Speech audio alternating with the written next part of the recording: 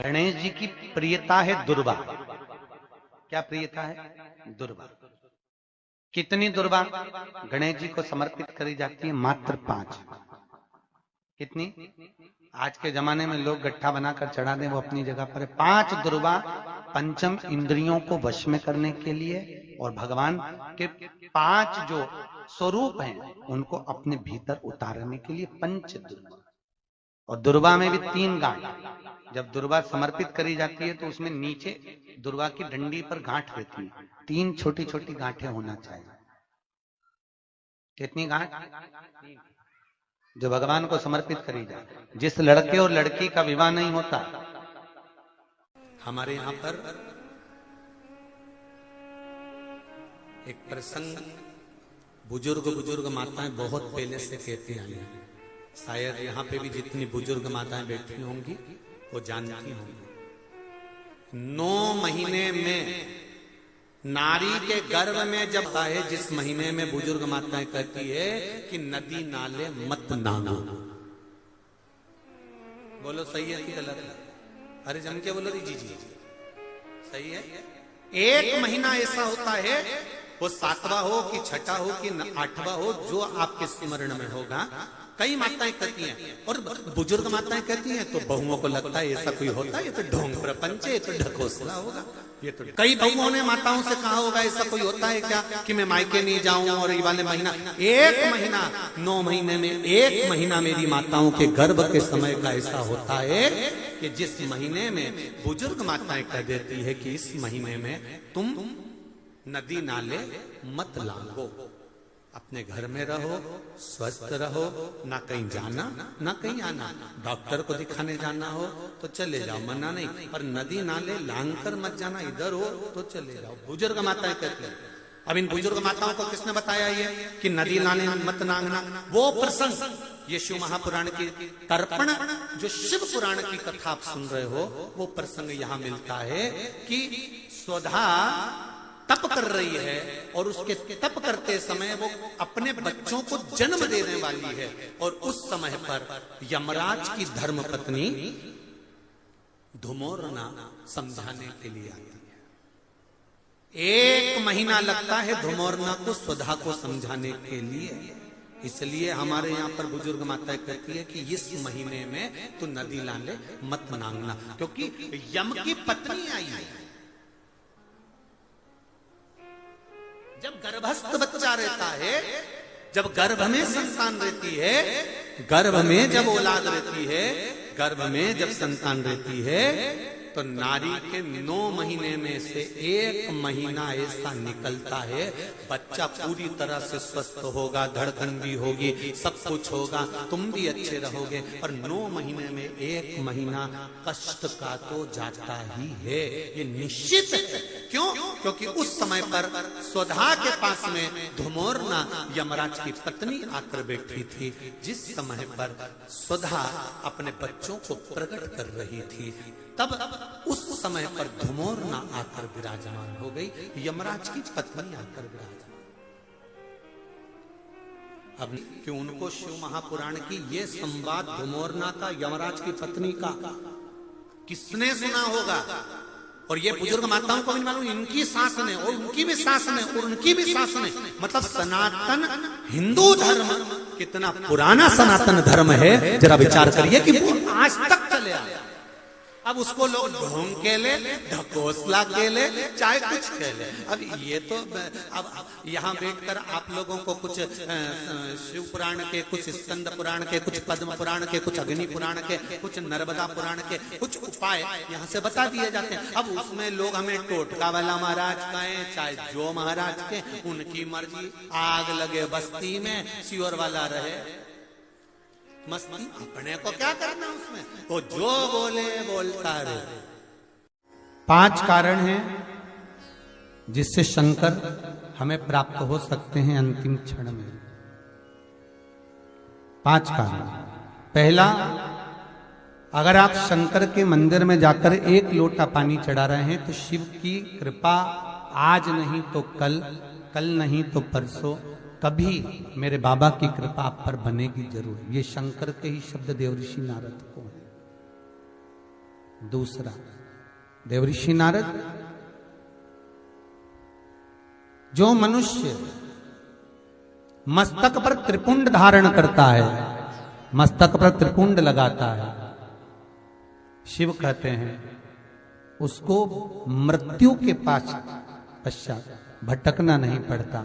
शंकर कहते हैं वो मेरे ही धाम पर, मेरे ही साथ कैलाश पर आकर विराजमान हो जाता है।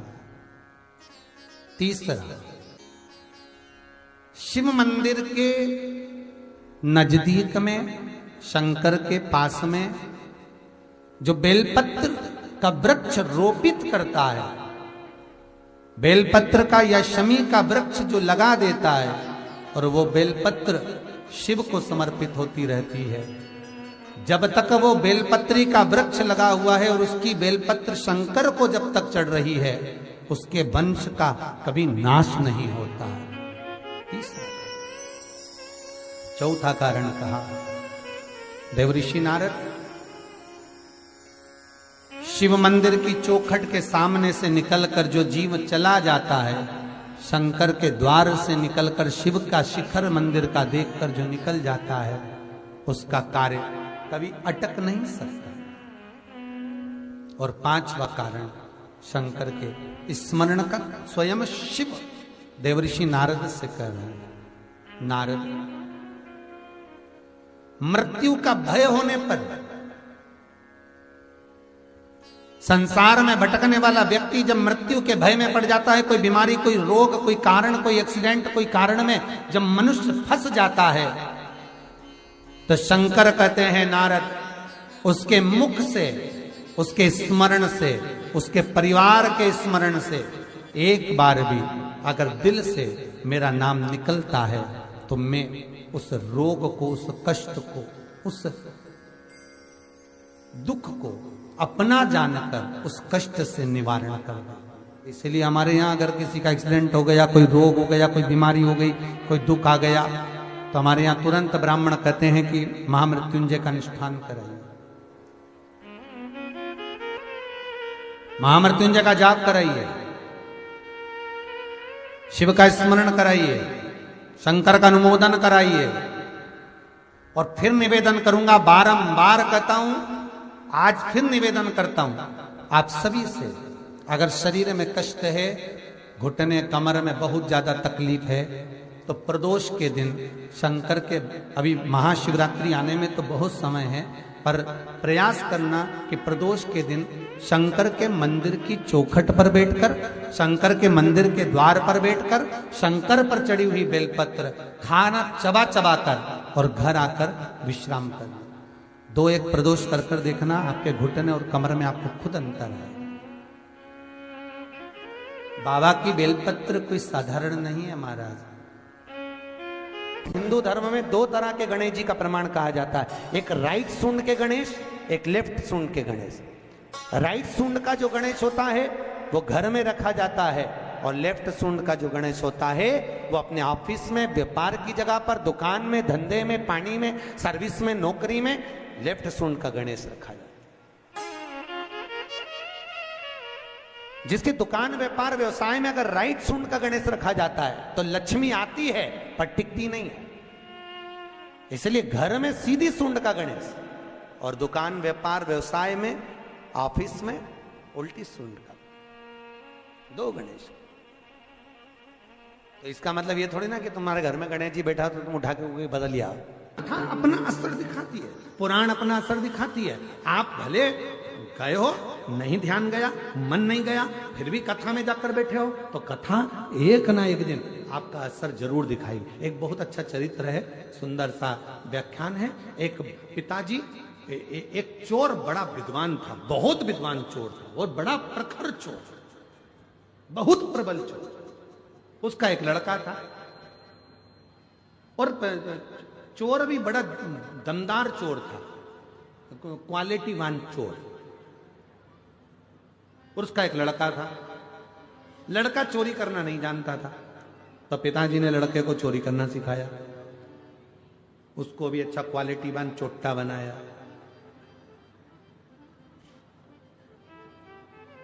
वीआईपी चोर, एकदम जोरदार चोट्टा, अच्छा बना। अब उसको जब बहुत जोरदार चोर बनाया तो एक दिन पिताजी ने उसको पास में बिठाकर बुलाकर कहा, बेटा देख, मैंने तुझे अच्छा चोट्टा तो बना दिया, मैंने चोर बना दिया, तेरे को अपने पूरे हुनर दे दिए तुझको, पर एक बात याद रखना, कभी भी जिंदगी में शिव महापुराण की कथा में मत जाना। अगर तुझे अच्छा चोट्टा बनना है तो कभी कथा में मत जा, कभी प्रवचन में मत जा, कभी किसी पुराण को सुनने मत जा, कभी प्रवचन सुनने मत जा, कभी सत्संग में मत जा। कोई महाराज प्रवचन दे रहा हो तो कानों को बंद करो, भाग जा, पर प्रवचन मत सुनना। छोरे ने कह दिया बेटे ने, ठीक है पिताजी, अब तुमने मुझको इतना वीआईपी चोट्टा बनाया है, जब तुमने मुझको इतना वीआईपी चोट्टा बनाया है तो मैं कभी भी प्रवचन में नहीं जाऊंगा, प्रवचन में नहीं जाता।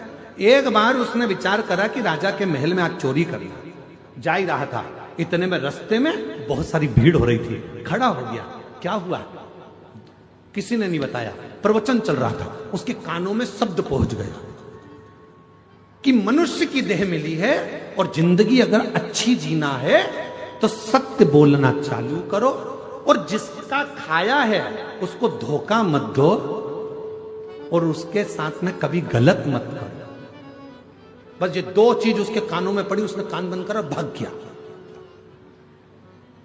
भगते भगते सीधे पहुंच गए राजा के महल में, चोरी करने के लिए जा रहा था। उसने मन में सोचा, पिताजी के अनुसार तो मैं अच्छा चोट्टा बन गया, पर महाराज प्रवचन दे रहा था इतना बड़ा, एक बार उसकी भी सुन के देखते हैं जरा। और जैसे ही दरवाजे पर पहुंचा, आज कहा महाराज की वचन याद करके जाता हूं, देखता हूं कैसे होता है। तो अंदर गया, दरवाजे के द्वारपालों ने रोक दिया, कौन हो तुम? उसने मन में सोचा कि वो महाराज जी बोल रहा था, हमें सत्य बोलो, उसने भी कह दिया। जैसे ही द्वारपालों ने रोका, कौन हो तुम? चोर हूं। क्या करने जा रहे हो? चोरी। दरवाजे पे खड़े हुए द्वारपालों को लगा यहां काम करता होगा, बेचारे को अपन ने रोक दिया, उसके हृदय में हाथ हो गई, इसलिए चिल्ला के दौड़ रहा है, अपने आप को चोर कह रहा है, चोरी करने। जा अंदर जा, जा चले जा, जा। वो अंदर चले गया। उसने मन में सोचा, मैंने बोला मैं चोट्टा हूं, मैं कह रहा हूं कि चोरी कर रहा हूं, तो भी मुझे अंदर जाने दिया। अंदर पहुंच गए। अंदर जाके उसने बहुत सारा धन देखा, झोले में भर लिया, थैले में भरा, बैग में भरा, चला। भूख लगी, इसने सोचा पास में रसोई घर है, जरा देख लूं। रसोई घर में गया, अच्छा अच्छा खाने को मिल गया, खा गया। खाने के बाद झोला उठाने वाला था, इतनी देर में याद आया कि वो महाराज प्रवचन में कह रहा था, जिसका खाओ उसको धोखा मत दो, जिसका खाओ उसके साथ कभी गलत मत करो। और मैं तो गलत नहीं करूंगा, आज तो मैं रख के ही जाऊंगा। भरा हुआ सोने का झोला वहीं रख दिया, जाने लगा। जैसे दरवाजे पर पहुंचा तो द्वारपालों ने रोक लिया, क्यों रे चोटे, तू तो चोरी करने गया था, माल नहीं लाया? कहने लगा, नहीं, हम जिसके घर का खाए हैं उसका घर का बजान है, हम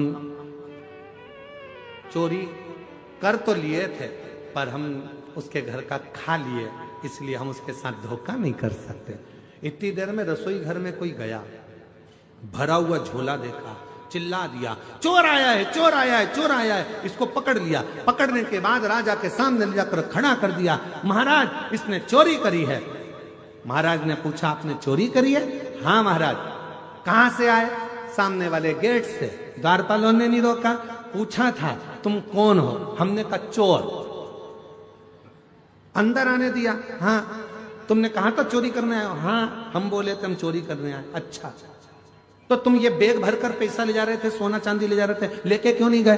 क्योंकि हमने गुरुजी के मुख से सुना था कि सच बोलना, तो हमने दरवाजे पर सच बोला। और गुरुजी के मुख से सुना था, जिसका खाओ उसको धोखा मत दो और उसका बुरा मत करो। हमने माल तो भर लिया था ले जाने के लिए, पर तुम हमको भूख लग रही थी, तुम्हारे घर का हम खा गए, इसलिए हम तुम्हारा सामान लेकर नहीं गए। राजा को बड़ा आनंद आया। राजा ने मन में सोचा, ऐसा व्यक्ति सच बोलने वाला दुनिया में नहीं मिलेगा। राजा ने कहा, आज से तुम हमारे मुनीम, मंत्री, पूरा खजाना तुम्हारे हाथ में, तुम नौकरी हमारे यहां करो, ये नौकरी तुम हमारे यहां करो। राजा ने उसको नौकरी पर रख लिया। 15 दिन तक वो आया नहीं घर पर। पिताजी को चिंता लग गई, मेरा चोटा बेटा कहां चले गया। एक दिन अच्छे कपड़े पहनकर, पगड़ी मगड़ी बांधकर, जोरदार सोने की माला पहनकर, पांव में जूते मोजे पहनकर गया अपने पिताजी के पास। पिताजी ने देखा, बेटा इतनी लंबी चोरी किसके यहां करी आया। बेटा कहता है, पिताजी चोरी नहीं करी है, एक महाराज का प्रवचन सुन लिया था। सत्य बोलो, जिसका खाओ उसको धोखा मत दो, उसका कभी गलत मत करो। बस वो सुनकर मैं चोरी करने गया, ऐसा ऐसा हुआ। राजा को मालूम पड़ा, उसने मुझे नौकरी पर रख लिया। पिताजी जितनी चोरी करता था, जूते खाता था, उससे अच्छी इज्जत की नौकरी आज राजा ने मुझे दे दी। करोड़ों का धन मेरे हाथ के नीचे है पिताजी। केवल थोड़ी सी देर की शिव पुराण की कथा सुन ली थी, जिससे आज मैं राजा का मुनीम बन गया। यदि पूरी कथा सुन लेता तो शायद राजा ही बनकर बैठ जाता। ये कथा, ये प्रसंग अच्छा, श्रेष्ठ शिव की कृपा से ये कथा कहीं ना कहीं काम आएगी, कहीं ना कहीं मिलेगी, कहीं ना कहीं प्राप्त होगी। आपको पहले कथा में कहा है, एक शमी का पौधा, बेलपत्री का पौधा, आंवले का पौधा, पीपल का पौधा, बट का पौधा, ये सारे जो पौधों का वर्णन हमने पहले की कथाओं में करा है, उसको जरा ध्यान से सुनना, जरा ध्यान देकर उसका स्मरण करना। हमने पहले भी कहा इस चीज को कि बेलपत्री के पेड़ के नीचे या शमी के पेड़ के नीचे साधारणता नहीं है। बेलपत्री के पेड़ के नीचे लक्ष्मी का निवास होता है, पार्वती जी का निवास होता है, शिव जी का निवास होता है। पीपल के वृक्ष के नीचे 52,000 ब्राह्मणों का निवास होता है, भगवान विष्णु का और शिव जी का निवास होता है। इसलिए शिव जी का नाम एक पिपलेश्वर महादेव भी है। शमी के पेड़ के नीचे भगवान शिव अपने अड़भंग स्वरूप में विराजमान होते हैं। अड़भंग स्वरूप कैसा?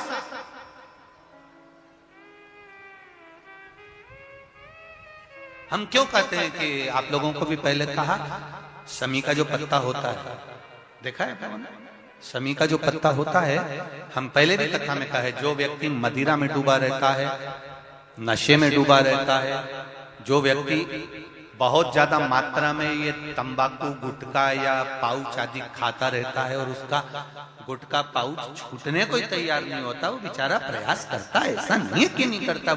आजकल के जमाने में तो कितनी बड़ी बड़ी बीमारी होने लगी, कैंसर जैसा रोग होने लगा, तो वो छोड़ना चाहता है, ऐसा नहीं कि नहीं छोड़ना चाहता। हर व्यक्ति चाहता है कि मैं व्यसन को छोड़ दूं, पर थोड़े दिन छूटता है, वापिस वो उस व्यसन में लग जाता है। तो हम पहले भी इस कथा को कहे, शमी के वृक्ष के नीचे शमी के मिट्टी का शिवलिंग बनाकर, शमी के वृक्ष के नीचे शमी की ही मिट्टी का शिवलिंग बनाकर उस पर जो बेलपत्र समर्पित करता है और शमी पत्र समर्पित करता है, वो बेलपत्री को उठाकर ले आता है, शमी पत्र के साथ में शिवलिंग की पूजन करी हुई शिवलिंग का विसर्जन कर देता है। उसी दिन उस बेलपत्र को, लाए हुए बेलपत्र को जो शमी पेड़ के नीचे पूजन कर कर बनाया गया है, उस बेलपत्र को जो नशा करने वाला व्यक्ति होता है, उसको 3 दिन तक लगातार पहली पत्ती बीच की, दूसरी पत्ती राइट की, तीसरी पत्ती लेफ्ट की, जो एक एक कर कर 3 दिन तक खिला देता है। 3 या 4 बार अगर प्रयोग कर लिया तो ये निश्चित है दूसरी बार वो नशे में धुत नहीं होगा, ये निश्चित। शमी वृक्ष जो शंकर भगवान का अड़भंग स्वरूप जहां विराजमान, थोड़ा मदिरा पान करने वालों के लिए, व्यसन करने वालों के लिए, थोड़ा गलत कर्म करने वालों के लिए थोड़ा सा और बहुत जरूरी है। मेरा नवयुवक बेटा बेटियों से ये निवेदन रहा है और आज फिर कहता है, आप तंबाकू खाते हो, आप गुटखा खाते हो, आप पाउच खाते हो, आपसे निवेदन है ये समझ लीजिए कि आप मौत की सीढ़ी पर अपना पांव रखना प्रारंभ कर दिए हो और मौत की सीढ़ी पर पांव रखा और कभी भी कोई बड़ी बीमारी आपको किसी भी समय पर घेर सकती है। एक बात बहुत ध्यान से उतारना मेरे बेटा बेटियों से निवेदन, नवयुवक बच्चों से निवेदन, युवान बेटा बेटियों से निवेदन है। हम सुपारी खाते हैं या कोई सामान खाते हैं, बार बार हमारा गाल कटता जाता है, फिर ठीक होता है, फिर कटता है, फिर ठीक होता है, फिर कटता है। दांत में, जबड़े पर और गाल में झार झार सी पड़ने लगती है। धीरे धीरे धीरे धीरे 10 साल, 15 साल, 20 साल, 30 साल बाद वहां फिर घाव उत्पन्न होने लगता है। अच्छा, कई लोग कहते हैं कि पुराने लोग भी तो खाते थे, तो पुराने लोग ये तंबाकू या गुटखा नहीं खाते थे। पुराने लोग पान खाते थे, बीड़ा खाते थे। पान में चूना लगता था, कत्था लगता था, और पान में एक तंतु होता है बीच का, वो तंतु एक ऐसा होता है जो अंदर बीमारी को पनपने नहीं देता। इसलिए जो बुजुर्ग लोग जो पान खाने वाले होते हैं, केवल जो पान का सेवन करते हैं, उनको कभी ये बड़ी बीमारी का रोग सताता नहीं है। और जो ये नया नया पाउच आता है जिसपे तुमने देखा होगा